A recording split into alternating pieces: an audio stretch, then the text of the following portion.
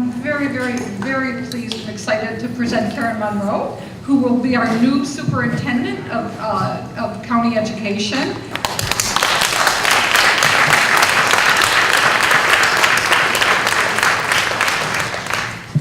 Thanks so much. It's a pleasure to be here. It's a real treat to get to spend the morning with you all.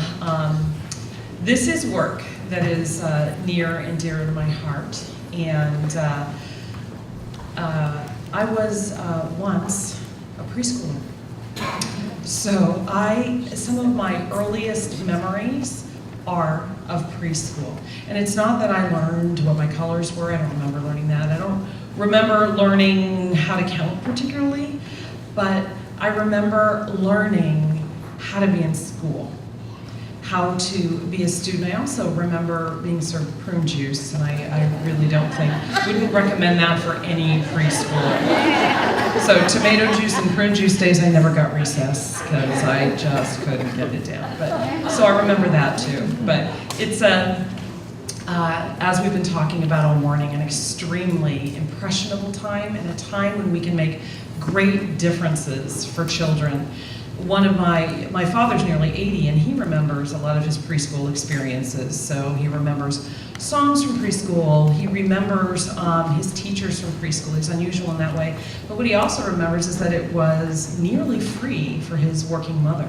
He was the oldest of 7 kids, and if he didn't have a preschool experience where he received meals as part of that program, his family, who was very poor, grew up in East Oakland, he would have been at much greater risk than they were.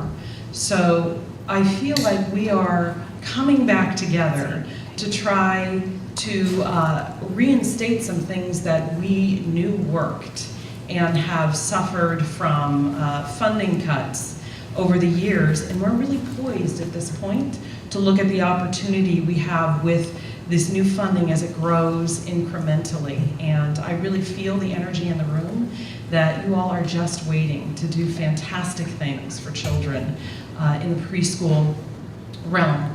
So one of the things that I think is challenging, that we've talked a little bit about today too, is the fact that there is this disconnect or divide that is narrowing, but divide between K-12 and preschool.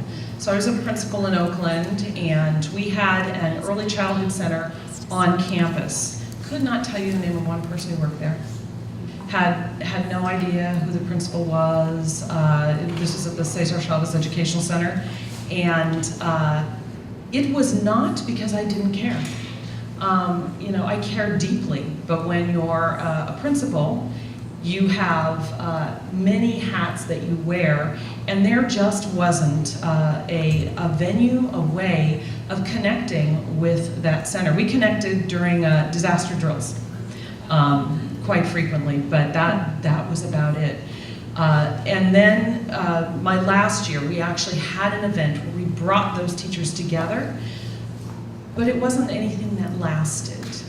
And that was largely because there wasn't a way for the preschool teachers, the preschool program, to use the information that we were giving them, nor was there a way for our teachers to make sense of what the preschool teachers were giving us.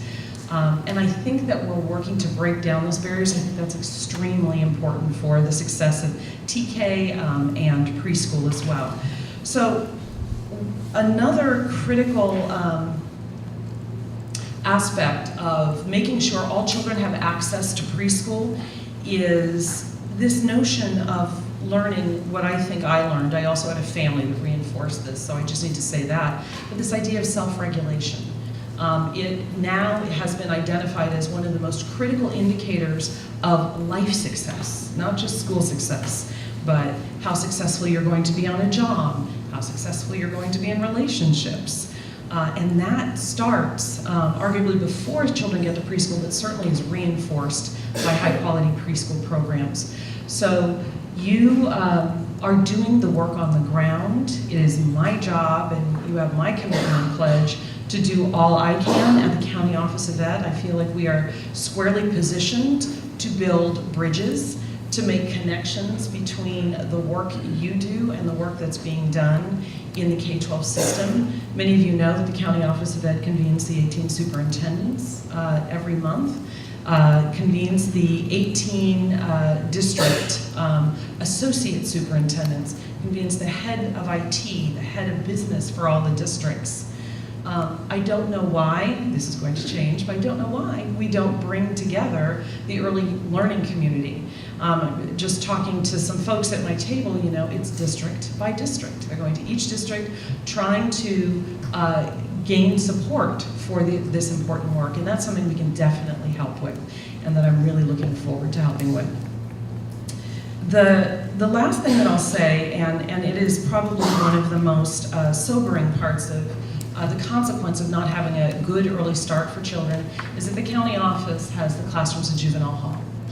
And the county office also has, well, let me stop there first, because this is a different program, but the classrooms and juvenile hall, when you get in there, when you're working with those students, I mean, it just comes through so clearly. These are children. These are young people who are children that, but for their circumstances, could be my children or your children. And we know that the investment, and we were talking about doing that, actually doing the calculation for return on investment, we know just anecdotally what the return on investment is for starting students off well, and how heartbreaking it is for us to see day in and day out children, black and brown children largely, at school, in our classrooms, filling our classrooms at juvenile hall and our community schools, and it costs exponentially more to have them be there.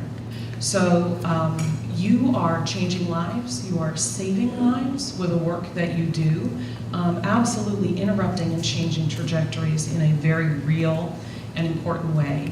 The other program we have is a program for pregnant and parenting teens called CalSafe. And we have 3 classrooms, and Early Head Start is a partner.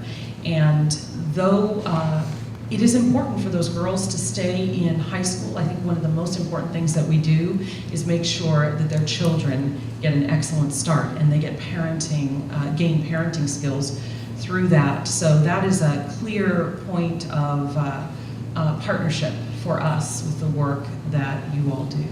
So I thank you for being here. I thank you for giving your morning to this, but I thank you for what you do every morning and every day throughout the year in serving young children.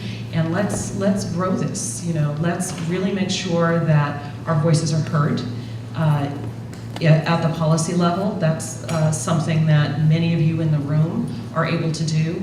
And I heard earlier, you know, I have to say, when Assemblymember Bonta was here and talked about our governor, I have to say I went to preschool and I was just elected county superintendent of schools. I think this was pretty important. And preschool is important not only to our children but to our communities. So thank you so much, really appreciate it.